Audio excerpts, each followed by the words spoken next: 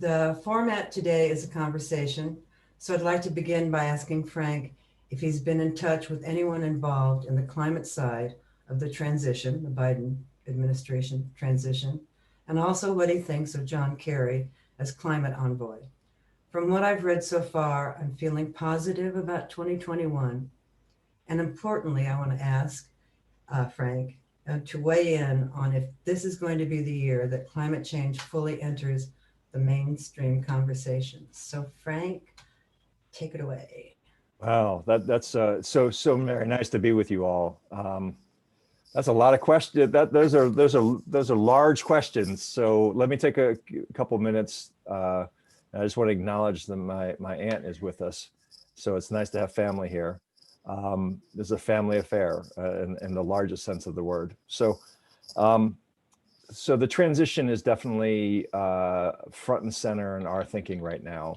I happen to be in NOAA's climate program office. It's one of the only consistently dedicated offices in the federal government to climate in an end-to-end way, from research to observations, to services, to science, to modeling, to public engagement, to education, to communication.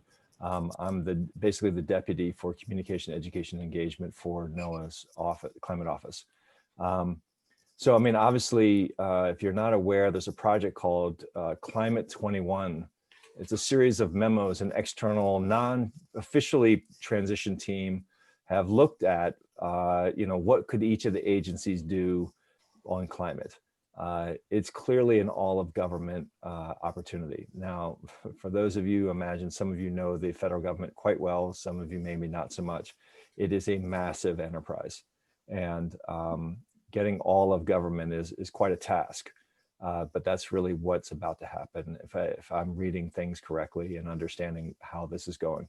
The transition teams are just getting going. That it starts at the highest level of the organization, starts working our way down. We're working our way up, and the two will meet in the middle sometime soon.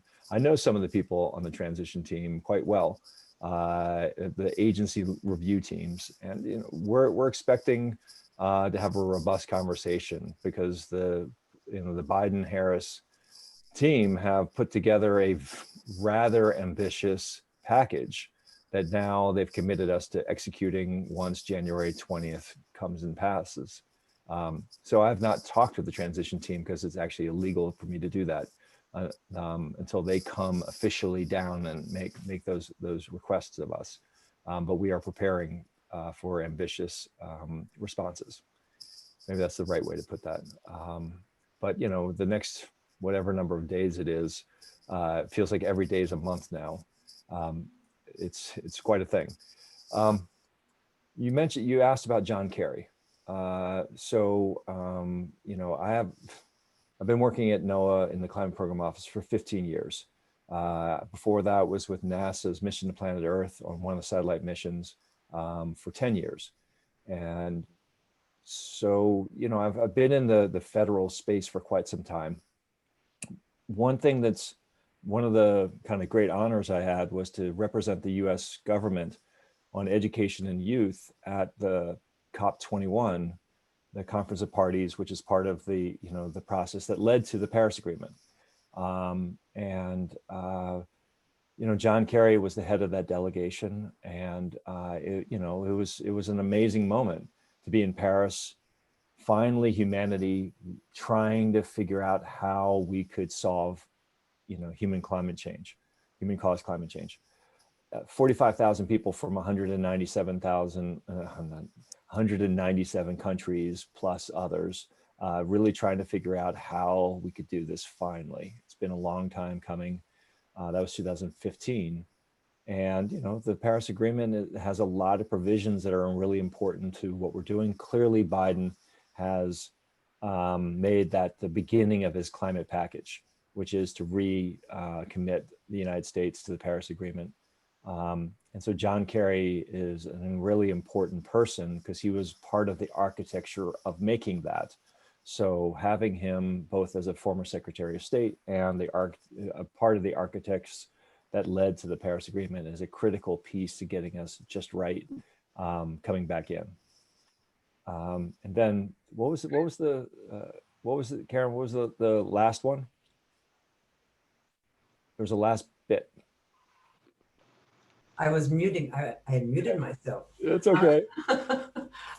It was, do you think that 2021 will at least begin that climate change will finally become part of the mainstream conversation?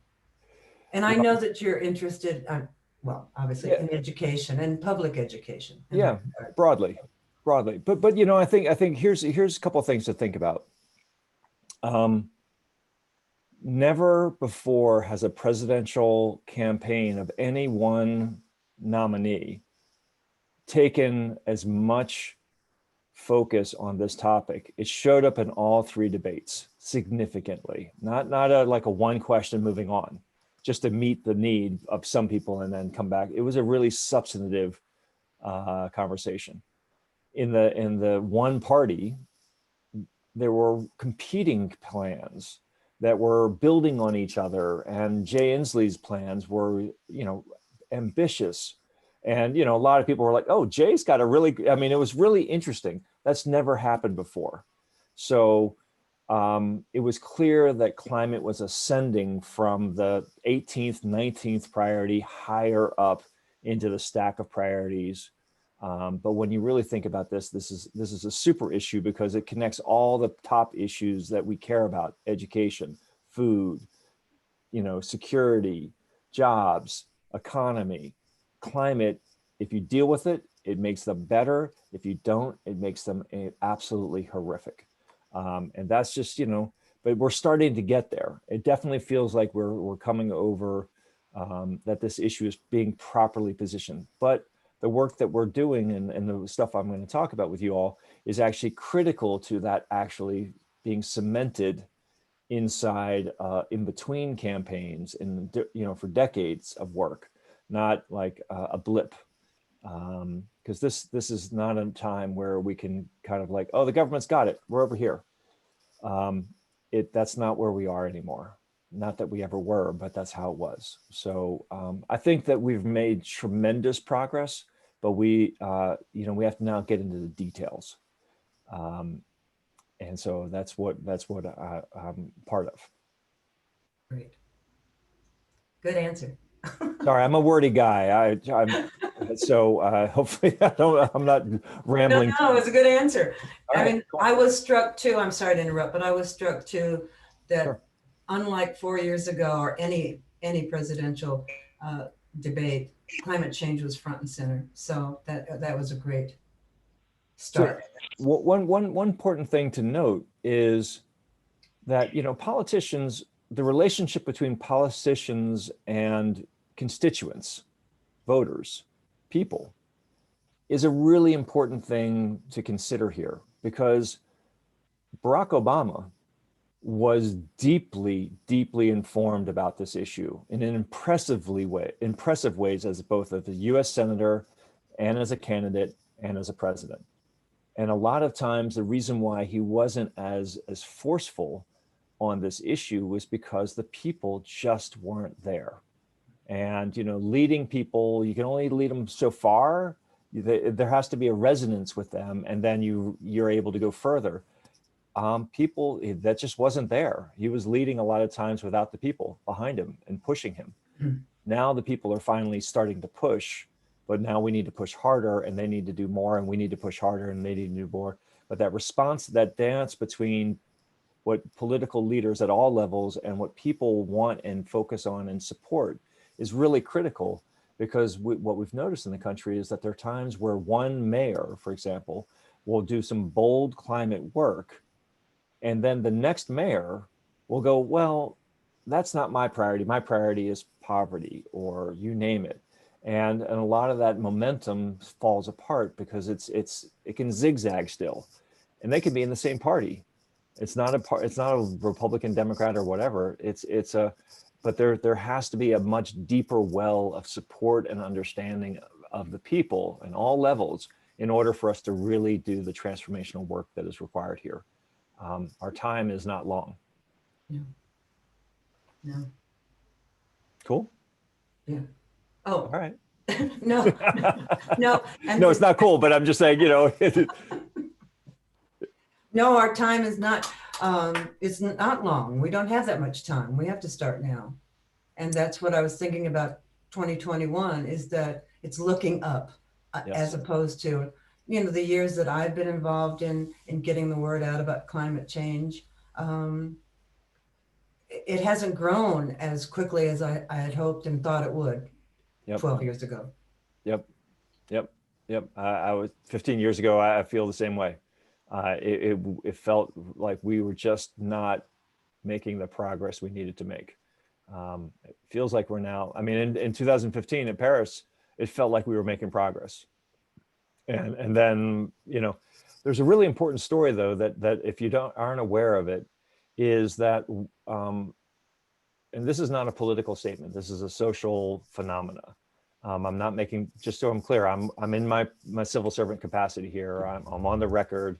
But that said, what happened when Trump was elected, and the Paris Agreement, I don't know if you guys know this, but part of the architecture of what was going on in getting the Paris Agreement was just outside in the suburbs of Paris, which is where we were as national governments.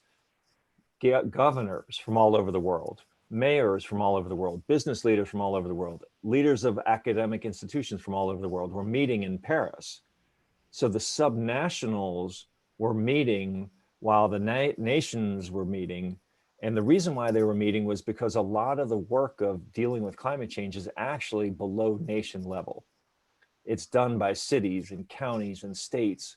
And they knew this, but the structures weren't really working up here in the national level, because that's the way UN works.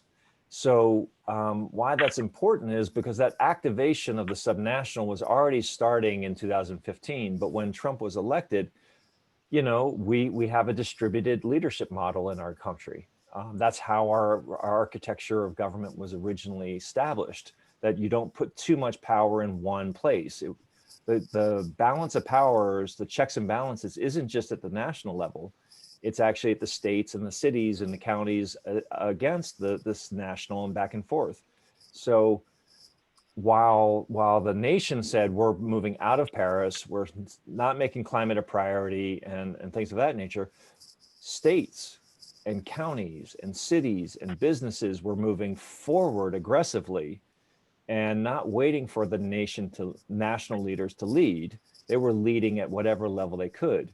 So there's a report that Mike Bloomberg and Tom Steyer and Jerry Brown put out and led called the America's Pledge. Why that's significant is it clearly shows that if you add up all the commitments and actions of the nation, the United States is the most aggressive country addressing climate change. It's bigger than China because our economy is so large that if you add up all of that, it's 68% of our GDP. 68% of our GDP is bigger than China's GDP. So, but you don't know that because it's a hard thing to see unless you really do the careful analysis, and they did. So, what that's also says is that we're not starting to solve climate change. We're actually just getting started. We are we have started, but we have a long way to go to make that more consistent, more across more communities, and really amp up our ambition. But I just want to make sure that we're starting from this, like, where are we in the story? We're not at the preface. We're deep into the book. All right. So, but that's important because if we don't feel like we're making progress, it's hard to start. Mm-hmm. Mm-hmm. And we are making progress, but we have a lot more to do. That's for sure. Well, that's something that should be out more in the media. Agreed. Yeah. Agreed. It's a story that is really not being told. And when I work with students a lot, and they're ready to roll up their sleeves and get to the solutions. Yeah. They are done with heavy problem. Oh, did you know there's a problem? Yes, I know it's a problem. Can we get on with this? It's a really big problem. They're like, come on. can we spend some time on the solutions? I'm ready to start working on the solutions, and they keep on getting more problem. So, I've learned, I'm listening. As any good teacher, I'm a learner just as much as my students are. I don't teach anymore, but anyway. Well, you do. You're teaching all of us. Now, when we talked a while back, you did mention some of your students' fears, that they were nervous about the future. And so you are seeing that we've heard about. Oh, so when I give, talks to students, sometimes large auditoriums, one of the tricks I've learned is that, not every student is going to want to raise their hand, stand up and ask a question in front of all their peers, because they, for all the right reasons that you guys know.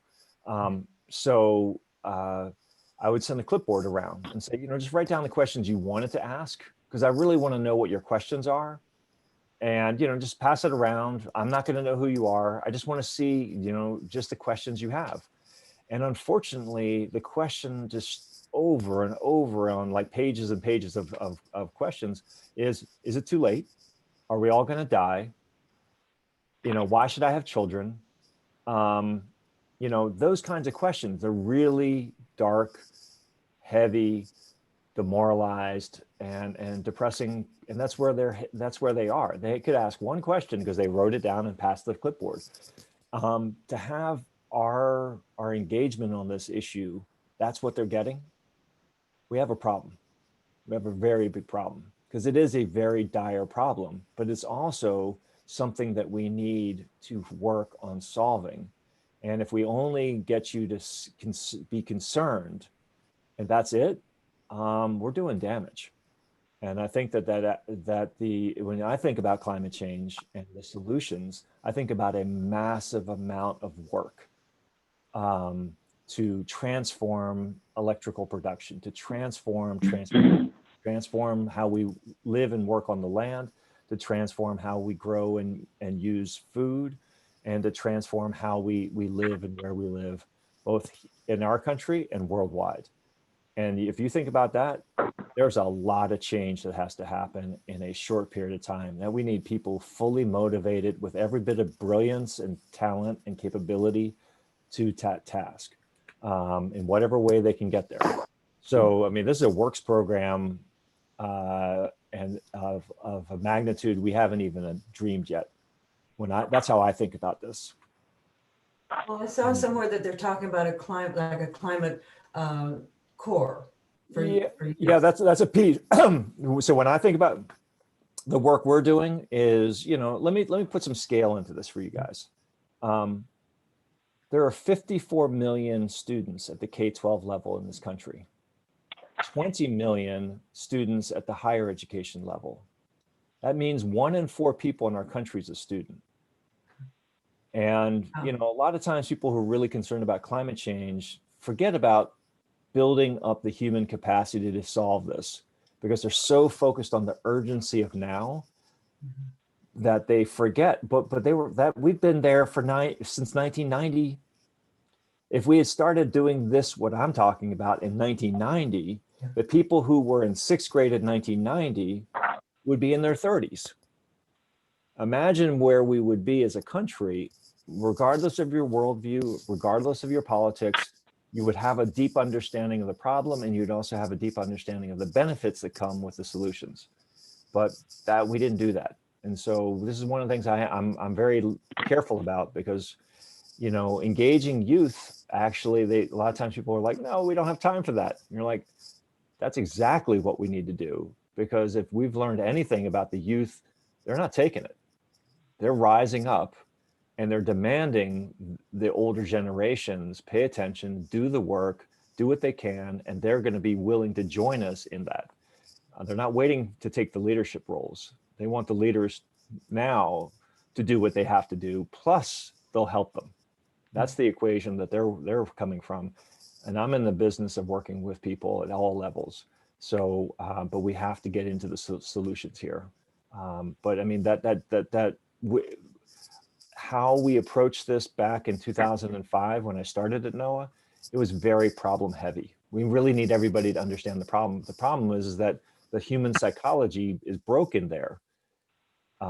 Because if you get a really bad diagnosis from a doctor and then they walk out the door, you would be chasing them down the hallway with a stool saying, come back here, we have some diagnosis and some treatment plan, right? Yeah. That's the same thing here. We must have the treatment plan connected to the problem. And that's what I've learned very clearly from those interactions with students. Well, that was interesting, because I was thinking that when you get a diagnosis of some sort of disease or something, you want to know as much as you can about the disease and treatments, and we should be doing that with climate. Absolutely. What areas, climate touches everything. So Yep. what areas should we be focusing on, or is it across the board? I know that NOAA's energy education. What are some of the top, I don't know, 5 things we should be looking at first? Well, I mean, that's a good question. Some variation of that. So, I mean, the first order of business is decarbonizing the world, the atmosphere, right? The emissions that we're putting up, the emissions pathways that we have to hit. So at NOAA, we have the Mauna Loa Observatory, and we have carbon observatories all over the planet. And we add them all up. We watch to see what's going on. Clearly, the trend of carbon emissions, that's building up in the atmosphere is still on the upward rise. We will see when that upward rise slows down, flattens out, and comes down. You have to see. So first thing you do is you do your tests to see what's going on. Well, we're in the business of those tests. We will see whether or not what all humanity does together is actually having the effect that it must, in line with our science informed goals. So, knowing about that and understanding it and tracking it, and then being able to look at that as against what we aim to do. And then knowing what is your community doing? Most people don't know that they are living in a community, whether it's a state, a county, or a municipal or a town, where they're doing ambitious climate work. It's usually buried. It's invisible. Solar panels are on roofs. You can't see them. The electricity that's in every one of your homes is either coming from a fossil fuel source or from a renewable energy source. Most people have no idea, or they have a great idea, like my electrons are coming from wind power right now. Solar panels will be going on my roofs next week. Finally, I was able to make solar panels work on my house. So, but a lot of solutions are invisible. I remember the first time I was driving down the highway and I was behind a Tesla, and it dawned on me is there's no tailpipe. I was looking there for a while. I was like, where's the tailpipe? Like, oh, I'm such an idiot. It's a Tesla. I don't know why I was staring at the back of the car looking at the tailpipe. It just hit me. I was like, oh, right, of course. No tailpipe. That's so cool. Now I have an electric car, So, but most of the solutions are invisible. And this is one of our challenges, is to make the solutions that are invisible visible. We have to see change. We have to see progress. So, but the only way you see it is if you look for it. We did a teacher institute 2 summers ago where we went all over DC with these teachers from all over the country. And our task of the day, and it was a sweltering hot, day, was to find every climate solution you could find. And it was hard. It should not be that hard. Washington, DC is one of the leading cities in addressing climate change. And it was really hard to see the solutions. And if you can't see them, you don't know we're making progress. And that's part of the problem. That's a good point. We're now working with our students and our teachers nationwide to put this into, find out what your community is doing, analyze it, seeing if it's ambitious enough, and then go find the solutions so you can see them and analyze them as well. So anyway, those are 2 big ones. I guess the last one is there is a lot of change that's coming in the climate system. And so being prepared for impacts. And, unfortunately in the West, you guys are in extreme drought right now. Exceptional. I think it's exceptional drought. And the wildfires that are a little bit further to the west of you are significant. The fact that your monsoon was stalled or didn't show, what was it? No soon? Non-soon, a Non-soon, non-soon. Yeah, right? non-soon. Director of my office led the North American monsoon experiment. And so, we're very well aware that there is a North American monsoon, or at least there's supposed to be. But, that's something we're studying to understand what it is. So I could yammer on for a long time. I don't want to lose all our time to just us. Yammer away. Well, I imagine there are questions out there, Yeah, I mean, let me take a look, but one other question having to do with solutions, that Climate Project 21. Yeah. Is that something that you think the Biden administration will pay attention to? Because it really showed the breadth of climate throughout all the departments in the government. Department of Energy. I had no idea the Department of Agriculture was so important for climate work. Yep. So do you think that will be something, it just embeds climate change and all the grant, in all the funding, the grant work? So one of the things I've done is I've worked under the White House. There's an office called the Office of Global Change Research Program, the U.S. Global Change Research Program, and it's an interagency, 13 agency, but it's really more than that, enterprise. But that's really more about the climate science research enterprise, as opposed to the climate science and solutions enterprise, which is actually even bigger. Like Department of Labor is not part of that. Department of Education is not part of that. There's the other parts of the federal government that historically haven't been part of the climate interagency structure. So one of the first tasks that Biden has to deal with is, what's the coordination structure for the US government? If you're going to do an all of government enterprise, I know what climate research interagency structures look like because I've been part of them and helped lead them. But this is much bigger than that. When you're getting into the solution side of the equation, it gets much bigger. It's going to be a very creative human management process that we're going to be undertaking, if I am understanding correct. I mean, some people are calling for a national climate council, like the National Security Council and National Economic Council. I don't know if that's a good idea, but it looks like new architectures of management are coming that are going to be much more expansive, much more inclusive, and much more solutions oriented, if I'm reading things correctly. So I agree with what they've got in that memo, but I think it's too narrow. They focused on the usual suspects, as opposed to the more expansive. My hands are beyond your screen, so they're way out here. So that's what I see coming. Well, it underscores my optimism for 2021 to hear that so many things are happening already, that have been happening already, like the Paris Agreement in Paris, talking about the good groups. Tucson declared a climate emergency, and I mean, that's great. We're a very, I consider us a progressive community in terms of climate and environment.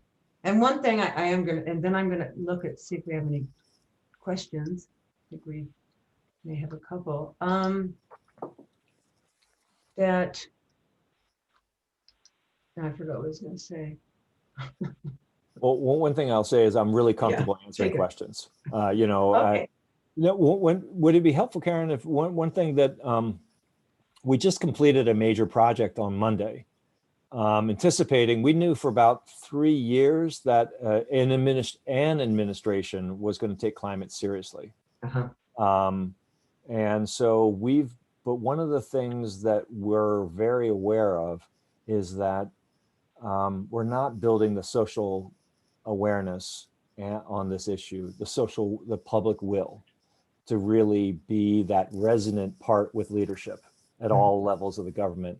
And so the one thing we found was, under the United Nations Framework Convention on Climate Change, the treaty that has the Paris Agreement, has the IPCC, there's a mandate and a series of recommendations to build a national plan for education, training, public awareness, public participation, public access to information, and international collaboration. We've actually taken that to mean also domestic coordination. And, we're calling on the administration as a community. And so I was just a facilitator of that to really go ambitiously after this, because it always is the afterthought, and it's the Achilles heel. Yeah. If we don't have people with us, change will not sustain. Yeah. This has to be Is sustaining. that wonderful accelerating change. Article 6? Is that Article 6? Yeah, that's Article 6 of the treaty. Yeah. Article 12 of the agreement. Guys, I'm getting more into UN gobbledygook language than you want to know. If you want to talk all UN with me, that's fine. I'm getting better at it. But but those mandates are only and those agreements are only as good as their implementation. And so we are supposed to, but supposed to doesn't necessarily mean you will. And so we're coming up with why. And so we just completed it on Monday. If you want to know more about that, I'll put the link to the website for this. And if you want to explore that, you can check it out. But we'll be releasing the actual framework that describes this here you go. How would that reach, say, people in Tucson? And how would that inspire a community like ours, or any community? How are you getting that out to the communities? So think about it this way. I've calculated that the U.S. ACE enterprise, which is Action for Climate Empowerment, which include all those things that relate to training, education, public awareness, public access to information, and public participation, is well over $2 trillion annual program. If you add up all the universities, community colleges, K-12 schools, museums, zoos, aquaria, parks, state and national, it just gets to be huge. Plus media, which I haven't even put in my calculation. Local news forecasters are a critical part of this enterprise. It is a massive enterprise. So part of the problem is that in, say, Tucson, you have schools. I'm assuming you have community colleges, you have universities, you have, parks. Do you have an aquarium? No. You have a science center, a museum? Oh, sure. Right. So all of it, you have libraries. Yeah. Trying to get these existing enterprises to really fully focus on building the critical social awareness, social power of people on this issue is a critical piece to us accelerating our ambition. If we don't do it, it isn't because a lot of people are just paying attention to other things that are just really important and pressing in their lives. To ask them to add something else sometimes is seen as disrespectful. And that it's not, we have to do a better job of connecting to them and showing how what we're talking about is actually critical to the things that they care about. Not adding this instead of that, because that's whatever they're finding is important, is it's still important, but this is actually critical to those issues that they care about. We're getting better at this, but we have to deeply work across the country's existing enterprise and activate them for this purpose. I mean, that's the way we're approaching this. So we're going to work with your systems, your educators, your librarians, your park interpreters, your across. That's the only way I see how this is going to work, because there's just too many people who just haven't connected the dots in an effective way. And as a result, our focus is blurry.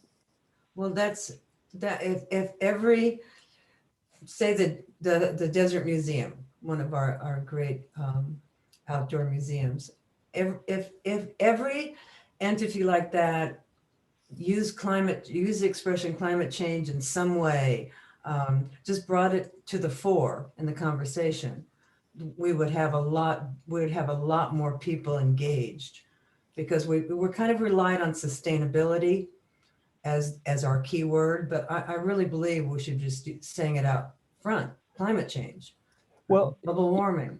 yes, but the remember the challenge the students were warning us about, right? Is that if when you just go with the problem, then you're like, okay, now you've got my attention. And the response to now you have your attention is it's a really big problem. And so we have to put together the problem and the solution and the benefits of the solutions at the time of the problem.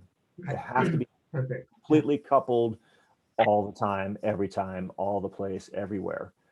Because because also we missed that story that we are making progress here. Yeah. We are making progress. Now, I'm not trying to be Pollyannish and like, we're good. No, I'm not saying that. I'm just saying that we need to have a clear understanding of what is going on, what is being done, what can be done, and the benefits of doing it. It's clear from all the economic analysis I've seen of addressing climate change, it is a net gain to the economy. It's a net gain to jobs. It's not, you don't lose jobs and destroy the economy in the process. Unaddressed climate change destroys the economy and actually decreases jobs and all those kinds of things. It's the other way around, but that's not the narrative we're hearing. I'm gonna ask one more question, then open it up. I'm gonna look at the chat, and then we can probably let people turn on their mics and ask questions. This is just where are we with the climate right now?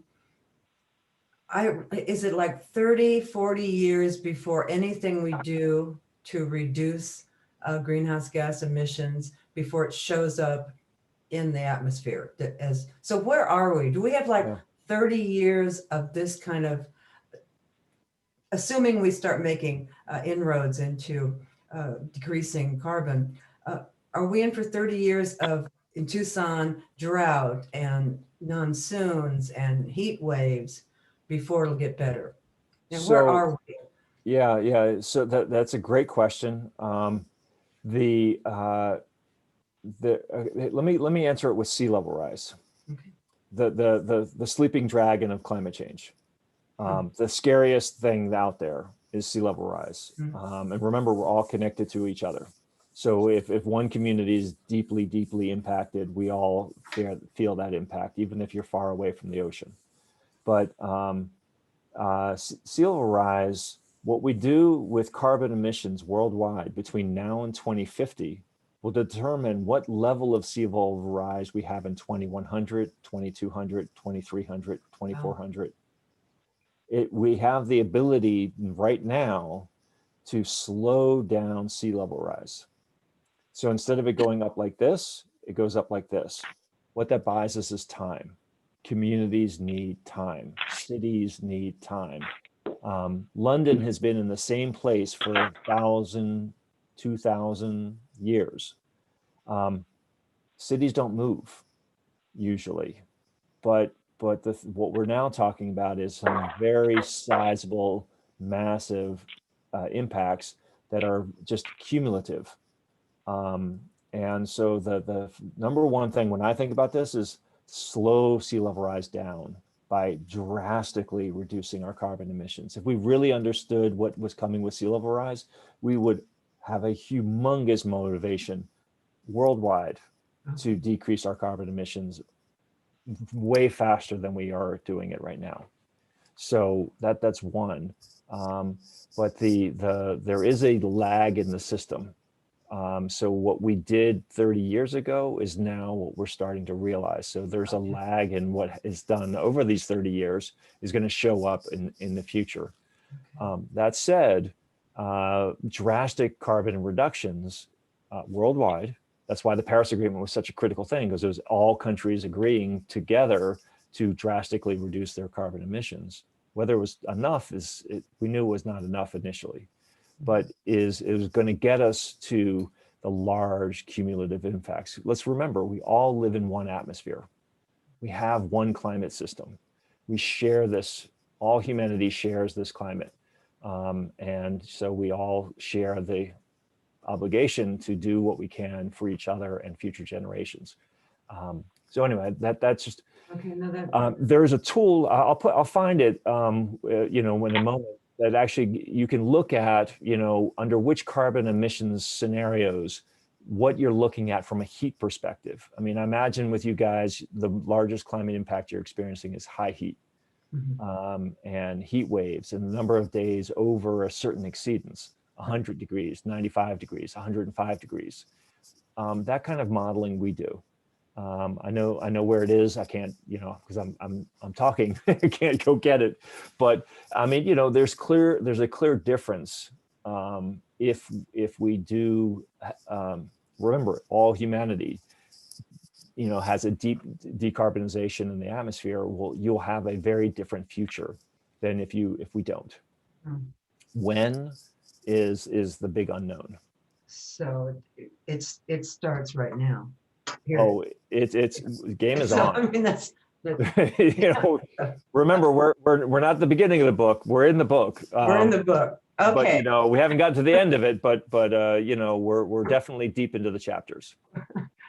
We don't know how it'll end. But we're going to work on making it end the way we. Right. It's one of those books that you choose your own adventure. Like, we're going to write the ending, and this is actually the biggest unknown in the climate system: is what is humanity together going to do? Climate modelers, you know, there are a lot of things that are hard in climate modeling. It's really hard enterprise. But the biggest thing that they have a hard time figuring out is, what are humans going to do together? They can't, I mean, you know, they're not good at anticipating humanity in mass. Sometimes we do huge things together, in both for good and for bad. And which one are we going to choose? That's, you know, that's a different task than what we were used to. You know, how much solar energy is going to do what when it hits ice? That's easy compared to humans. So we've got some questions, and I'm going to start reading. Okay, Mark Cook, what are the parts of Biden's climate plan that you think could be most impactful? Wow. So, I mean, I think the Clean Power Plan, EPA's Clean Power Plan, I think, given that where it was and all the court tests that it went through, because that's really what gets us into large systemic decarbonization. I think that right now GM is stopping its suit against EPA for transportation goals, and they're joining California. Toyota was suing, and you know, we'll see what happens. But, you know, those solutions that we were working on back with Obama, I mean, we're in a very different place. But I think that those things that they can activate from executive, based on existing law, existing prudence, existing policy, and reactivate them, is probably where we're going to get moving fast. But I think the number one thing is to get countries around the world to reassert our leadership in COP26 in Glasgow, because again, our emissions are only one part of the equation, but engaging the world to have ambitious climate plans worldwide is bold diplomacy, and John Kerry is part of that, and Joe Biden, you know, and Kamala Harris, and the leadership team that he's putting together is a really stellar team of people. But getting that activated, and so on, that's what I'm anticipating, that I'm going to be paying a lot of time getting ready for COP26. The U.S. is going to have to come in very substantive, but also very demonstrating leadership by action, not by word. Yeah, I think we've got a great team for so far showing leadership and we got more to build. No, but so Chuck Howey, what can we do to help you, Frank? Ooh, definitely stay engaged. You know, I think that this is an all hands on deck, everyone involved. You know, what we're trying to do is really bring the people fully into the work at all levels. So, because that, I mean, that's, I think the only way this is going to actually work is if concerned, knowledgeable, interested people. I mean, one of my good friends, Catherine Hayhoe out of Texas Tyler, says, talk. The number one thing we have to do is we have to, I don't know why we're silent on this topic. The amount of people who are deeply concerned, and the Yale Six Americas work with George Mason University clearly shows the amount of people who are alarmed about this issue is 31% of the nation, I think, if I remember right. I saw that chart just recently. Right? Think about that, how many people that is. But what is true about those alarmed people is they're quiet. They're personally alarmed. They're not talking. They don't raise it. It's an impolite topic. We don't talk about it. Talk about it. If you're concerned and you're alarmed and you're excited about solving it, then we got to talk about this. We got to make this feel like something that is normalized as much as any other topic. Yeah, so very, I really agree with that. Okay, Shelley Edson. Shelley, she has a question about sustainability. She just finished the book Perilous Bounty, which shows that our agriculture base is in trouble due to aquifer depletion and soil quality destruction. So some of this is due to climate, but not a large percentage. So what agency cares? Well, clearly soil is going to have to be a critical piece of the solution. And the way we've been, this is not my expertise, but my understanding, that the way we use soil, it's the #1 export of the country. I don't know if you guys knew that. The amount of soil that goes out our rivers on an annual basis is larger than any other export in the nation. We're losing our soil. So, I'm sorry. Yeah. Does somebody have their microphone on? It's here. Let me see if I. I have a cat scratching. I did it. My door, Got it. I figured out how to do it. I'm getting better at Zoom. I do it enough. No, but so soil. So we're losing soil. We're losing soil, so we need to regrow and build our soil back up. We need to store carbon in our soil. So, you know, one of the agencies, which is actually a department, is agriculture, and helping farmers and agricultural industries realize how to build soil and lock carbon. Is regenerative agriculture looks like a very powerful part of the equation. So it is, you wouldn't necessarily think about that, right? When you think about carbon solutions, you're thinking about wind turbines, solar, electric cars, and maybe some other stuff. Soil is a really important part of the equation. And so and when we quantify it, it's massive. So I think that's one of the pieces that, how we're just pushing our systems, agricultural systems, too hard. And there's some very serious challenges with them. But that has to be part of our comprehensive, all of government, all of society approach here. Hopefully that's a good answer. No. Well, we were talking just before we started the meeting about remote work and using Zoom in the future and what will happen to all those office buildings. And you started talking about high-rise agriculture. Yep. So, I mean, there's a lot of, but I want to get to other people. Sure. Elizabeth, I know your name, Elisa. Elisa Ravellino asked, what would it take to get climate education into school curriculum? So, favorite topic of mine. Sure. Turns out that, we've learned something about our country in the recent years, is that there is power in a decentralized power structure. And unfortunately for education, and fortunately for education, we have a federalized education system. We're more like Germany than we are like France. We don't have national curriculum. We don't have so it has to be a decentralized process. There are 15,000 school districts in the country, 15,000. So I'm one climate education coordinator.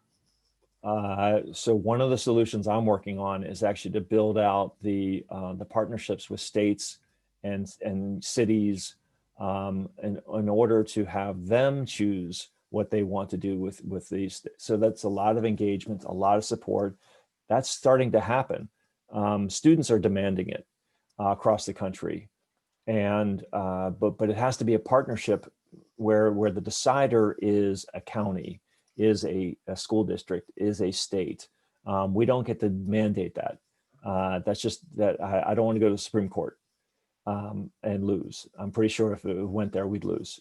But that said, that deep engagement and support is really the thing that actually makes a difference. But the thing that really makes a difference is when students demand it.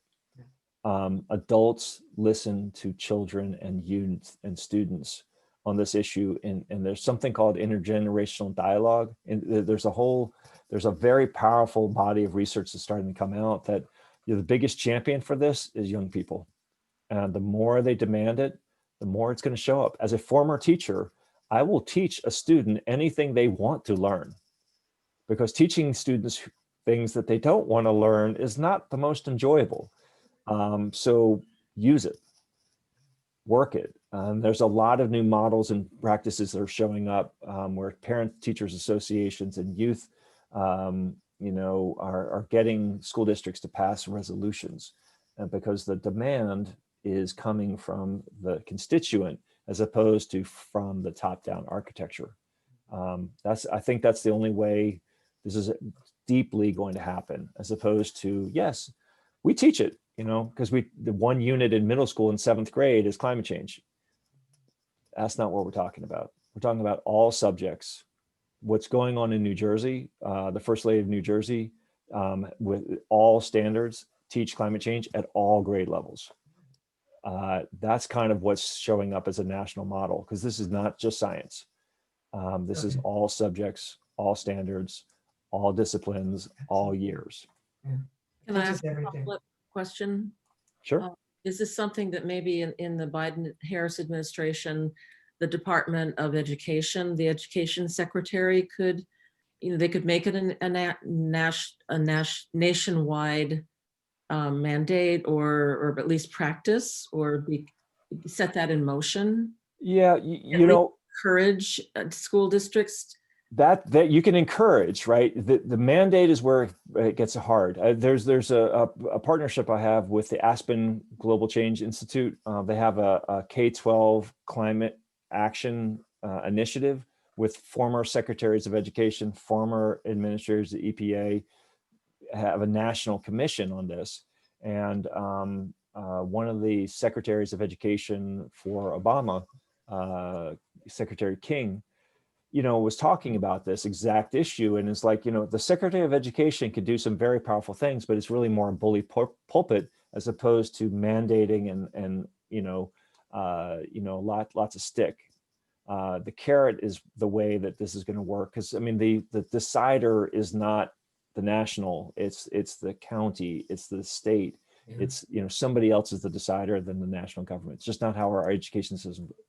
That doesn't mean that we don't have, at NOAA, we've been working very hard on this and getting our relationship right with states. It just means a lot of relationships, whether it's Washington State, New Jersey, New York, Minnesota, California, it's a lot of units of effort, but that's the only way I see how we're gonna make progress. There are gonna be gaps. Florida is gonna come kicking and screaming, but Miami's not. Howard County's not. So we'll go sub-national, go sub-state, and we'll make progress there. And then we'll meet in the middle. That's the strategy we've been working. And it, so far as we're making progress today as opposed to waiting for the ideal. Students are going to school right now. And they want this and they deserve it. Yeah. I'd like to see our state legislature fund public education for climate change classes. Yep. So, but a good example of that, I mean, New Jersey is a great example, as is Washington State. Yeah. Both of them have different examples of this, but it's in New York starting to show up. And then, Massachusetts is starting to show, I mean, this is starting to make progress. We're starting to move at the system level as opposed to individual teachers who really want to do the right thing. Because I was always concerned about the teacher across the hall, that the students didn't want to take that class, but somebody has to. And that's the teacher I'm more focused on than the one who's doing amazing work, because every student has to have access to this information and the skills to solve it. Not just the kids who opt into great teachers. This is all students all the time kind of topic. All right, so I have a question from Paula Schlesberg. I'm sorry. Frank, what are your thoughts on the issue of climate refugees? We're already seeing them, including in this country, and the numbers are only going to increase here and worldwide. How can we meet the needs of climate refugees? This is a big one. I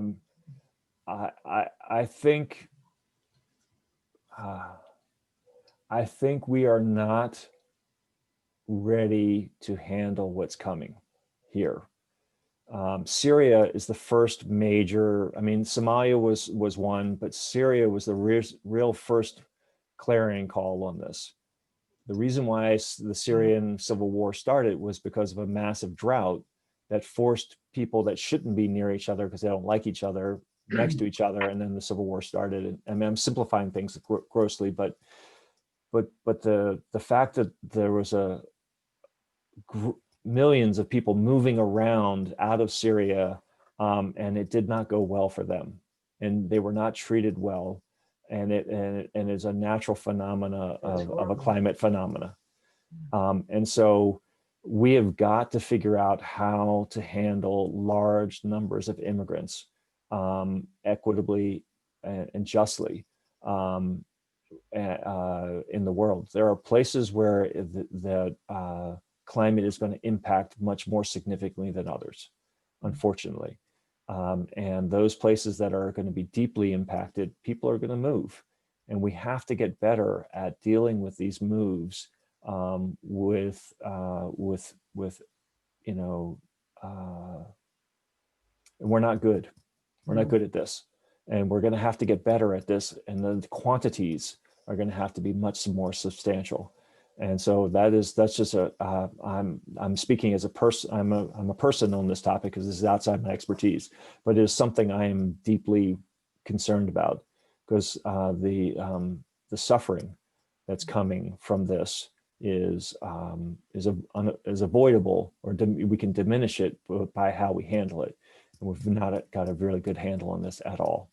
So I don't know how. I think we have to talk about it, and we have to be willing to accept refugees into our communities, and be willing and supportive and be part of that, if we're really going to do this well. Yeah, we have, I don't know how our recent track record isn't so good, but we can do better. We must do better. Let's see, Shelley Edson, question regarding sea level rise being '1. What about aquifer depletion caused by drought and overuse? Yeah. Yeah. I mean, it's definitely a problem. It's just the reason why I focus on sea level rise is, and I could be wrong. It's very possible for me to be wrong. I mean, water is a crucial issue, but I think there are easier techniques for how to deal with water depletion than there are to deal with sea level rise. I mean, we're talking, tens of meters eventually. Tens of meters of sea level rise is absolute, and about half the humanity lives in the coast. So just the scale of it and the solutions are really, do we turn Miami into Venice? I'm not kidding. Yeah. Like Delaware becomes a marsh. Delaware, the whole state becomes a marsh, and then open water under these kinds of scenarios. And I'm not trying to be extremist, But and just so we're crystal clear, I'm talking like significantly into the future. But those are really hard challenges that are, I think, are just, that's why I put it up here. Just the sheer number of people, the sheer extent of and the kind of the unrelentingness of sea level rise. It just keeps on. We don't know how to reverse it. We may not be able to reverse it. It may just be continuously. We don't have a drain. Well, right. I mean, but the only way to reverse it is to create water into ice and put it on land at a massive scale. And I don't know how that works. Maybe some brilliant child in the school today will figure out how to reverse sea level rise, or we just have to deal with it. Is it Manila that's building a new capital? No, I think it's Jakarta. I think Jakarta. it's Jakarta. I think it's Because of sea level rise. It's moving, it's moving the entire capital inland. Yep. And that's millions of people. Tens of millions, if I remember Tens right. of millions of people. Yeah. So I mean but time, that's why I was saying time is the most precious thing, because if you can slow that down, then you can make decisions. Right. You know, the Philadelphia airport. So Linda and I are both from Philly. The Philadelphia airport has to move because of sea level rise. Oh. Surprise. Yeah. You know, Well, that San Francisco would have to. But Oakland too. Yeah. Most of the coastal airports are sitting on flat mud flats that they filled in, and that's why they're where they are, because they're cheap land that you could get a lot of land near a city. But it turns out that's a really terrible place with sea level rise. And now finding new places to put airports is like, ooh, where do you put it now? So anyway, you know, what else? What other questions we have? Oh, I have a question from Linda Pinzer. Speaking of Philly, it's a serious one. What can be done about the very difficult subject of population control besides educating women in the third world? There you go, Frank. That's a tough Yeah, one. well, but Linda, in all seriousness, so Project Drawdown did very careful analysis on this, and two of the biggest climate solutions, hands down, worldwide, are educating women and girls. But that's not just about population control. It's also about giving economic independence. But it's also about population, you know, birth control, so that you can control how many children you have, when you have them, and that does actually bend the humanity curve. So, you know, if there are 9 billion people on the planet versus 12 billion people on the planet, the growth is going to come from the developing world, and that difference is between 9 and 12 is massive from a climate perspective. So what I understand is that those two actions worldwide in developing countries is actually some of the most effective ways to decrease population and thereby decrease impact, not just on climate change, but also on a lot of other sustainability important topics. So that's, I mean, it is also educating women and girls. I also, but you know, I don't let the guys off the hook here. You know, when it comes to birth control, we're not out of the equation. No. But you know, I mean, but there's really sound evidence that this works if you do it at scale. And this is actually one of the biggest challenges with the international treaty, is where do you find the resources to do things at scale?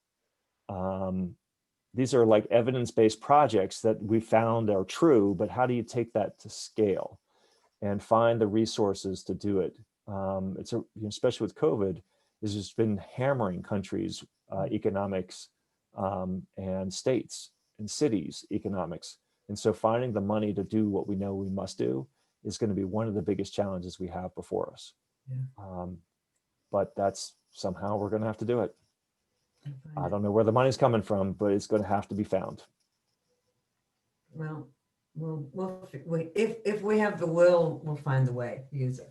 We're going to have to find a way. There's just no way around it. I'm an optimist, but I'm also a pragmatist. And, I'm watching and I'm like, okay, guys, this is not looking like scale. Then we're going to have to keep on looking, because this is not a time for like feel good. Yeah. Well, that again is public education and understanding the problem and the solutions. So I'm going to open it up. If anyone has any more questions, you can just unmute yourself. You can go anywhere you want, guys. I'm I very have a comfortable. question. Can I ask my question? Sure, You Barbara. can. Hi. Hi, Barbara. Hi. I work with several organizations, national and local chapters, and local efforts of national efforts that are standalone, that are struggling with. Some of them have very effective ways of addressing climate change in our community. But we're Sure. struggling with funding support. Yep. And what we're doing in our communities, which can be very effective, is not funded necessarily by government agencies, and it's a struggle to find that funding. So I'm wondering how we can change the formula from coming from with RFPs from national organizations and federal government to our ability to propose what we're doing locally and get funding. In other words, a bottom-up approach, because it's really, really hard to do it from the local level without that kind of support. And we look for a match, but it's hard. So Barbara, I hear you loud and clear. You are not alone in this question and this concern and this request for a solution. We are well aware of this. And one of in the process for dealing with that framework that I talked about earlier, this is one of the issues we're getting at. There's some details about what you're talking about that are really important. NOAA as a funder, and to get and manage a NOAA grant requires a certain amount of infrastructure that is non-trivial. And so, that by its very nature limits some really important work. And so we're very aware of that. We're learning some new techniques and tricks, not tricks like we're doing a fast one, but techniques to be able to move money into institutions that don't have that infrastructure already built into their organization. And so, that's a really important, we're pushing hard to figure out how to address what you're talking about. But one of the fundamental realities is that the amount of money that is being requested is far greater than what we are authorized. And so that gap between what Congress gives us and what the demand, we're on the grant programs I'm aware of, we're getting massive requests that we just don't have the amount of money. So that it's so few that can compete at such a high level that there's all these others amazing projects that go unfunded. So it's both compounded by who can get grants and how much demand there is against how much available funds there are. We're not investing enough, and we're not investing the right way. And then one other piece is that a lot of, especially in the philanthropic organizations, what we're hearing is, we'll give you $10,000, and in 6 months have these massive outcomes that you have to measure and give them reports. So you're like, and sometimes, you're doing all this work to get the money, and then you don't get it, which actually puts you at a deficit, because that time, doesn't happen by accident. So, I mean, I'm very aware of the challenge you're talking about. I think one of the things we have to do is we design interventions for the nation, for the states. We have to figure out the funding to do the work. And so, if I have the opportunity to convene meetings with the White House, around the White House, or other agencies, that's what we're going to be doing, because we need to get the partnerships with organizations like the ones you're talking about right, or else the work is going to get undone. Yeah, and a Yep. lot of these are a private sector, like one organization is the Tucson 2030 district. These are around the country, 2030 districts, reduce energy, water, and transportation by Right, 50% by 2030. right. Very major goals, but the funding isn't there. Yep, yep. I mean, you know, we're going to these have to be investments. If we don't make the investment, we should not expect the outcomes we need. So, you know, Barbara, you know, I'm not in a position to dispense funds. I'm not a funder myself. I work with funders. And so the ones I'm hearing that are really pushing hard are doing great work, but they're still limited by the amount of money that Congress appropriates. They don't get to choose the quantity. They just get to choose how to do the best with what they have. A lot of philanthropies are really stressing the community hard because they're not giving enough money, and they're expecting really big outcomes, and so there's just not enough money flowing into the space. Very clear. I hear it very, very consistently. So if we understand the problem, we have an opportunity to hopefully be able to design better interventions that actually do better work here. That's the best answer I can give you. But I am taking you're another example of what I'm hearing consistently, and taking it where I can, and hopefully we'll make some progress. But the good news I feel is that a lot of the federal and non-federal funders are going to start looking this direction much more, and hopefully we will be able to activate actual dollars that flow into the work you're talking about. Well, So thanks for understanding and thanks for carrying the message. that's the best I can do right now. I mean, I wish we had better solutions, but what I do know is that we don't have a proper funding strategy here, and there's a lot of like, oh, we did that. I'm like, you just got started. Don't feel successful yet. And so like you got an initiative, but we got to do the deep work at the scale. There are like 3,000 plus counties in this country. 3,000. That's massive quantity and scale. So I've been trying to push all the groups I'm working with is like, how do we work at scale? In rural communities and in cities and towns and suburban. It's a very complicated country we live in. So we have to be working at a much larger and more significant scale than what we've been doing to date. Maybe it takes more collaborations of groups, of like-minded, activity groups. But nobody funds that. They only fund projects. No one funds collaboration. No, I mean, yeah, but within community collaboration to fund, yeah. But Karen, it takes to get collaboration, it takes people who bring people together. And the person who brings people together, or the teams that bring people together, there's really interesting research on this. It's actually it's a project in and of itself. Right. And but nobody funds that. Right. Okay. They fund the projects, but they don't fund the collaboration, which makes the projects happen. Got it. And so this is one of the things I'm very clearly watching is the infrastructure to enable collaborations across the country that bring together projects like Barbara's. But imagine, Barbara, you're working with other groups that are around you that are doing similar things.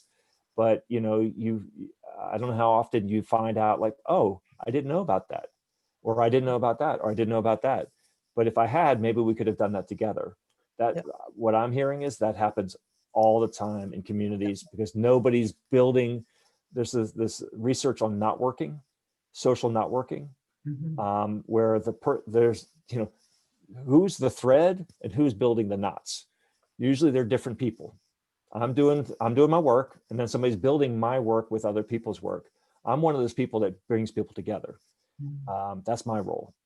And so, but you got to fund that person. You got to have a job.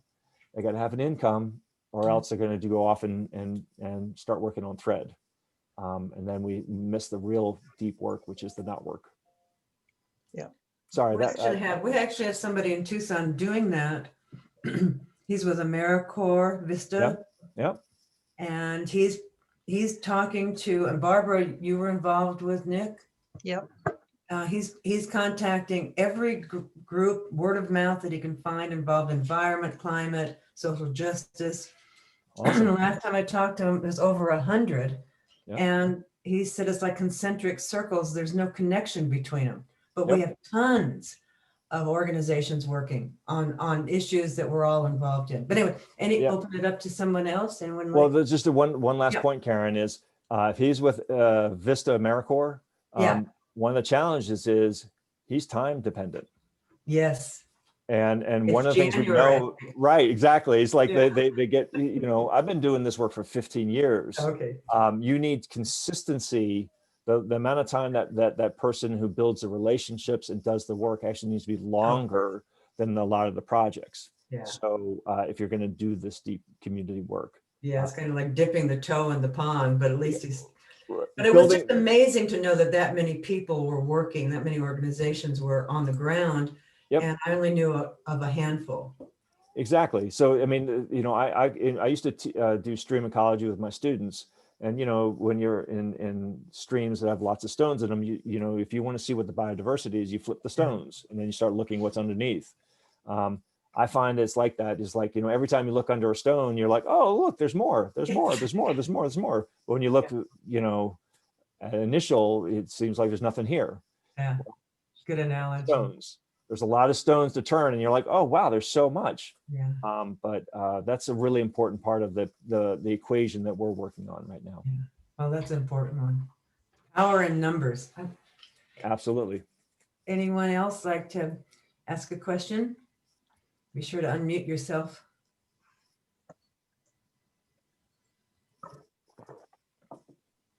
Come on, guys. Let's get Frank, into this. this is Mark Cook. I had seen something, Time Magazine recently came out, and it's nice every once in a while they have some hopeful things about climate change. One of them was, I think, a satellite or something that I don't know if it would be for monitoring compliance with things like Paris Climate Agreement and in terms of reducing CO2 emissions, but that's what it would do apparently. And I don't know if that's its main purpose. So, but just in general, we're talking about infrastructure for getting money, but is the infrastructure being built for compliance with things like the Paris Climate Accord and catching those who are not complying to what they agreed to? So, Mark, it's a great question, right? Because you want what somebody says they're doing, if they're self-reporting versus independent compliance reporting, you want the latter. You know, you want to have, you know, yeah, you say you're doing this, but let's independently verify this. And so, you know, there's some tricks. This time I actually mean it. To looking at carbon dioxide. It's a hard thing to actually, I remember I spent 10 years at NASA. There are some challenges to looking at carbon dioxide and where it's coming from, but you definitely need to have systems to independently verify where we're going, and then be able to trace it back to certain emissions on the planet to see if we can track down what's going on. Absolutely true. I'm not sure about which mission you're talking about. Last time I knew that we were having a hard time actually monitoring carbon dioxide directly. We used proxy indicators to get us to that. But if we figured it out, that's pretty spectacular. But one of the challenges with those satellite missions is, when I was at NASA, is it's a research satellite. And so at NOAA, we have operational satellites, meaning that they always have to be there. So the weather satellites that we put up and you look at and you go, wow, the weather's going to be such and such tomorrow. They have to be there in a continuous way. Whereas the research satellites, they go up, they prove something, and they don't have the next one to carry on the mission. So that's one of the structural scientific challenges we have, is continuous satellite measurements of key indicators worldwide. But, you know, sorry, I just went you into a deeper hole than I meant to. Thank you. Sure. The fact that I knew something about that was pretty stunning. I was like, I guess all that time at NASA was useful. Yeah, but tell us why you decided to leave NASA for NOAA. So I know the said too answer. much. So, when I was there in 2003, they started the Moon Mars thing. And I was like, guys, mission to planet Earth. That's why I came to NASA. What are you doing? Moon Mars, really? Later. I mean, down the road, let's solve all these planetary challenges. And then when we know how to live on a planet, let's stay. Then maybe we'll go to Moon and Mars. I mean, come on, what's the point? Yeah. And I didn't win that battle. So I started looking around like, who doesn't get distracted by our home planet? Yeah. That's the mission. That's the only mission for as far as I'm concerned. And then I was like, oh, an opportunity popped into my life at NOAA, and that's how I got here. I was like, I don't want to get lost. And it turns out, into the last 4 years, NOAA didn't get distracted by anything else. Climate is our mission. It's still our mission. I mean, it's not our only mission, but NOAA has a consistent mission way that I very much respect. I'm a mission-driven person. That's how I operate. And that dogged focus is actually exactly how I am. And so NOAA's culture and focus is exactly matched mine. And so, I was very pleased to see that we just, the lighthouse doesn't move for us. There might be waves and other things in front of it, but we still head in the same direction. The lighthouse is still there. And so that's why I came to NOAA as opposed to NASA. And they get shiny object problems over there. Yeah. That's okay. Sort of like the ultimate escapism. Let's just go to Mars. I don't get it. I really don't get it. I mean, I'm like, that's a lot of money and time and talent that is focused on something that's just not yet. We don't know how to live on a planet yet, clearly. So let's figure it out. And then we can start going around and checking out some other planets. Then, not now. We got to focus. Can I ask a question? I know I'm in the dark here, Karen. You are in the dark. Not literally. I know that you're very enlightened, but Thank you. It got dark in my house in the last 10 minutes.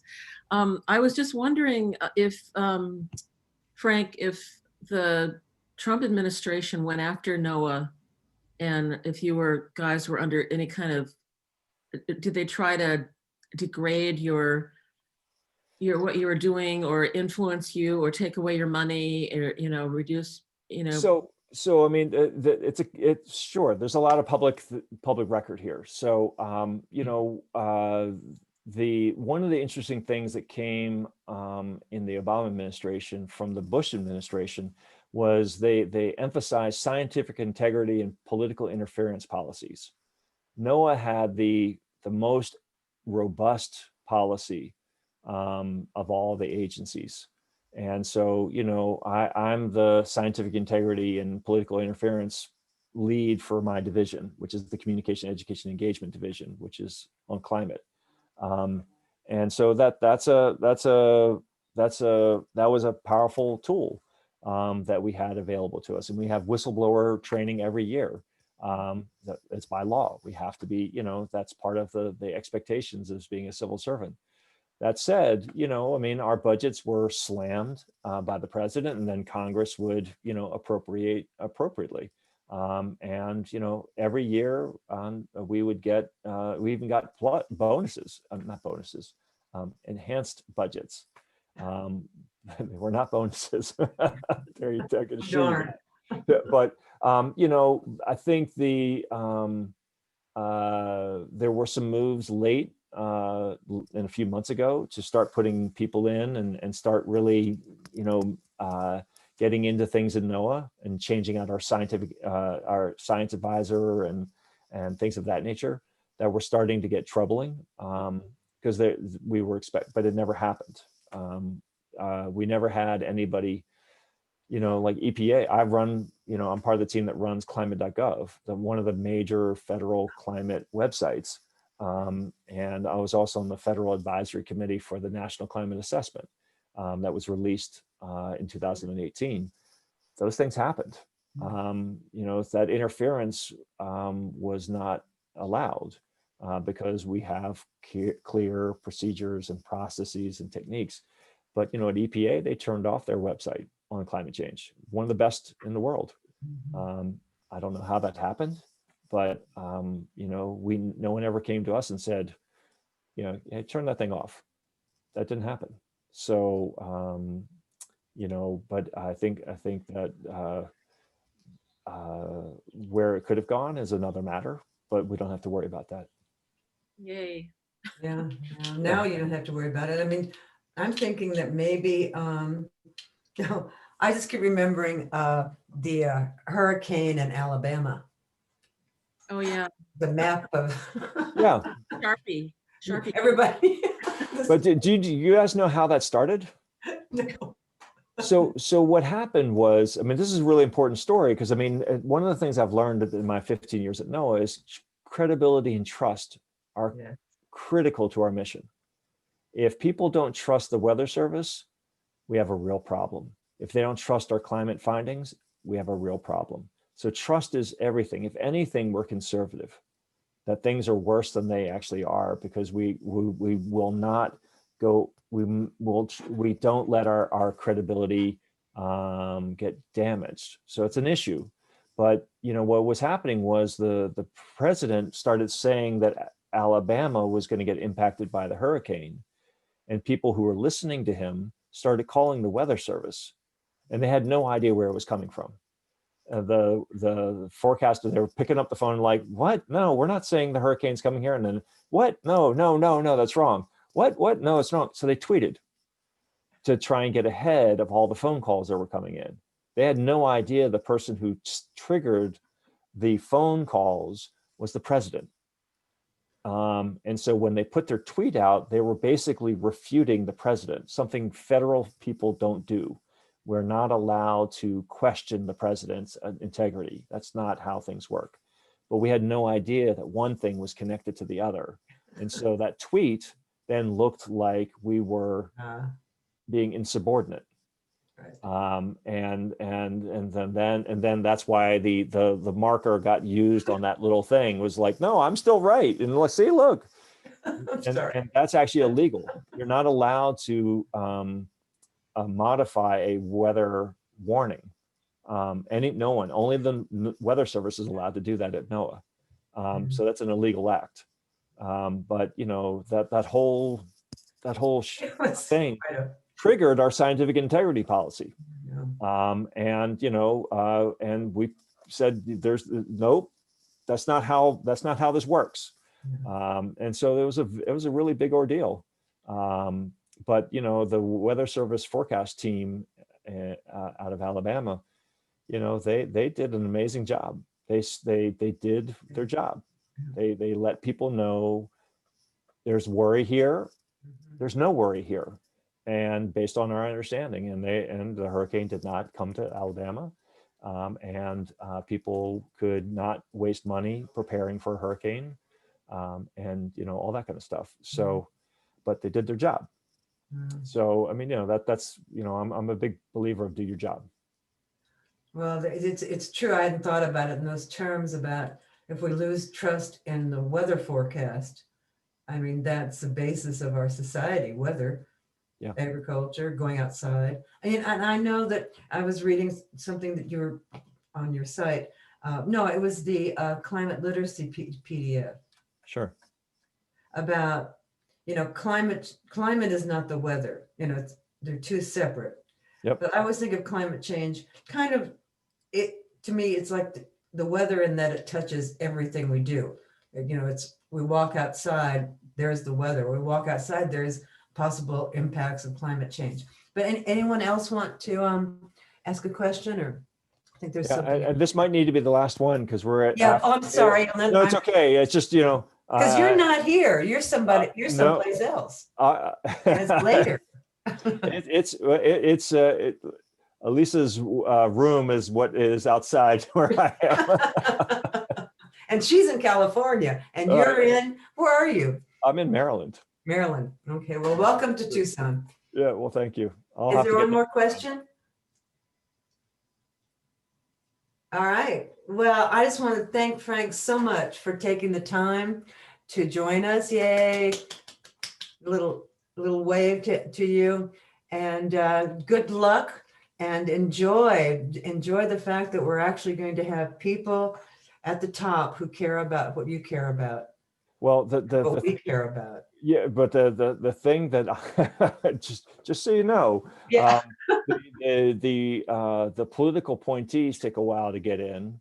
Yes. The new civil servants take a really long time to get in. Okay. What's the other category? There's a lot. The new administrators take a while to get in, but the ambitions are launching January 20th, and so we're like, wow. You're busy. We're the first people. We're the first ones on the line. You're on the ground because when I We're was here. reading that Climate Project 21, Yeah. I just got the sense that there's a lot of pent up energy waiting to hit the ground. But we lost a lot of people Yeah. over the last 4 years. So I've lost a lot of colleagues across the other agencies.